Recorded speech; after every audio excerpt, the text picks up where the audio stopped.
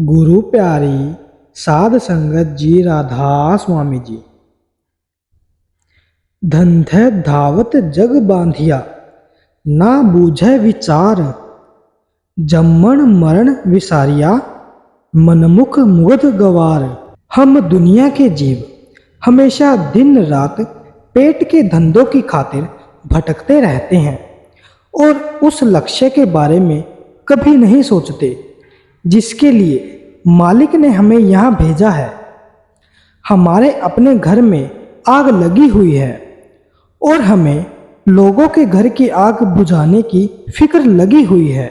अपना घर लूटा जा रहा है, हम दूसरों के घरों की चौकीदारी कर रहे हैं। हम अपना बोझ उठा नहीं सकते, पराए गधे बने बैठे हैं। अपने आप को भी धोखा दे रहे हैं और दुनिया को भी धोखा दे रहे हैं। हम कितने मनमुख मुग्ध और गवार हैं कि अपने मरण जन्म को भी भूले बैठे हैं। स्वामी जी महाराज समझाते हैं, कहूँ क्या काल जग मारा, जीव सब घेर भरमाई।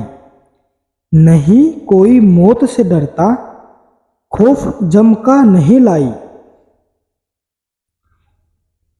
इसी प्रकार हमें सत्संग में समझाया जाता है, क्या लेकर जन्म लियो है, क्या लेकर जाओगे।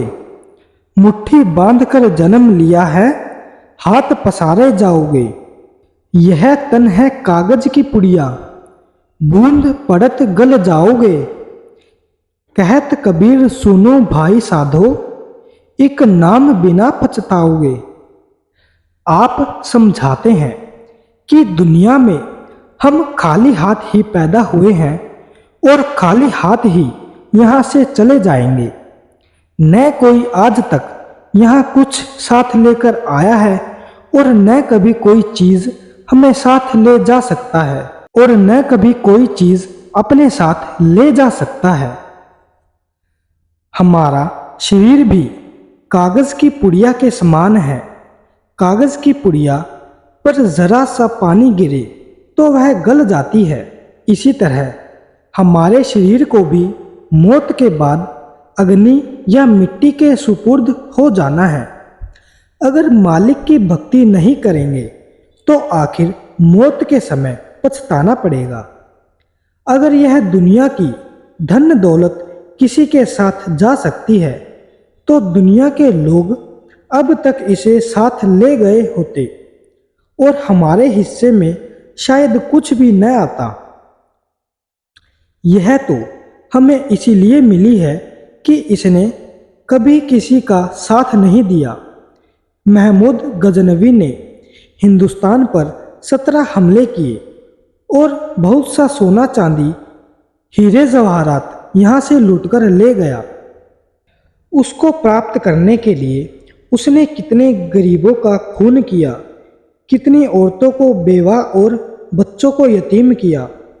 जब उसकी मौत का समय आया तो उसने अपने हलकारों को हुक्म दिया कि जो भी मैं हिंदुस्तान से लूटकर लाया हूँ उसको एक खेमे में लगाकर दिखाओ।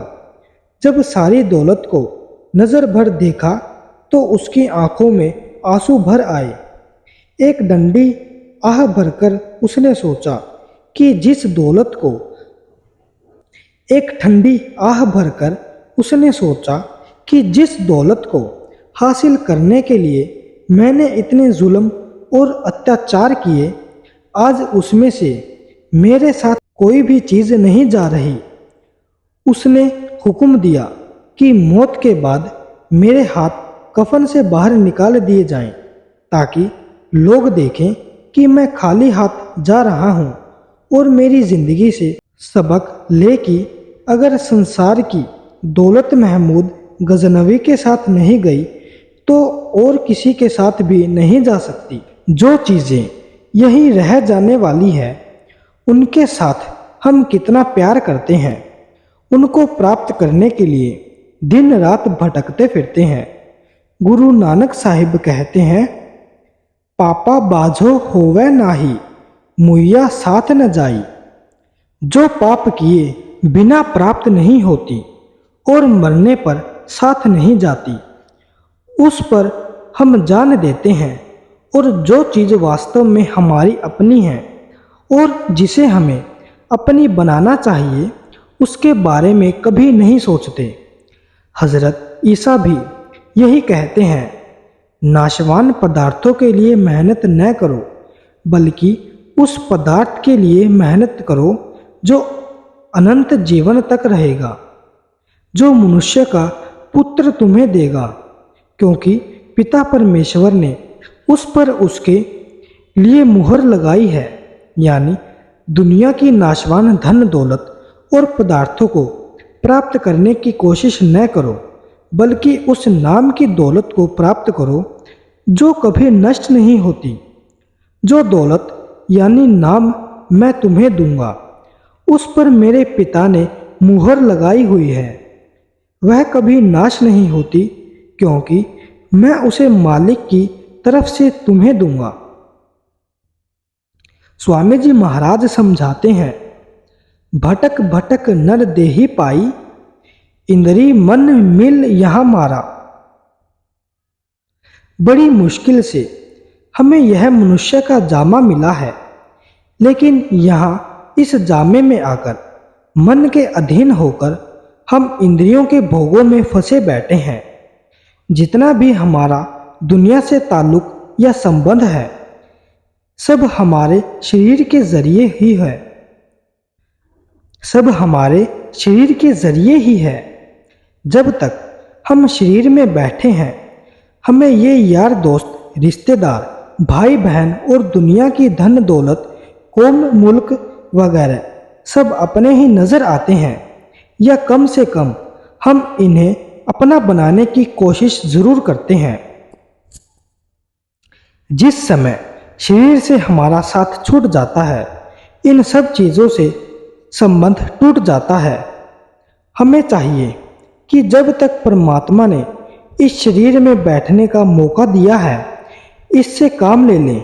इसमें बैठकर न तो इसे इतना दुख देना है कि मालिक की भक्ति ही न हो सके, और न ही इसे इतने सुख और आराम में रखना है कि हमारा ख्याल ऐशो इशरत की ओर चला जाए। मालिक की भक्ति ही हमारा असली काम और हमें वही इससे करवाना है।